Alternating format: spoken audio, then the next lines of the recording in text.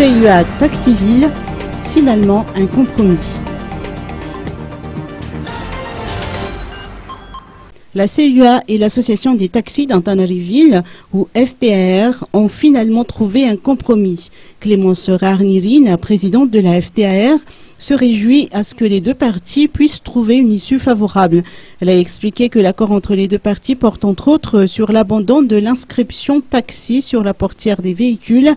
Les taxis-villes ont bénéficié d'une exonération du paiement de droits d'agrément, d'une réduction des droits de contre-visite, de stationnement ainsi que de la désinfection ou DDT.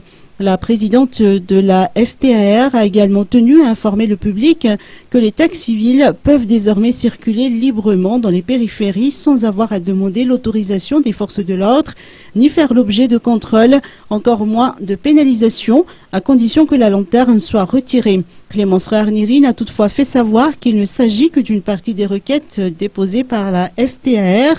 Les dossiers relatifs à l'accélération de la délivrance de mutation de licence taxiville ainsi que l'adoption d'une meilleure stratégie dans la lutte contre les taxis clandestins sont encore en instance.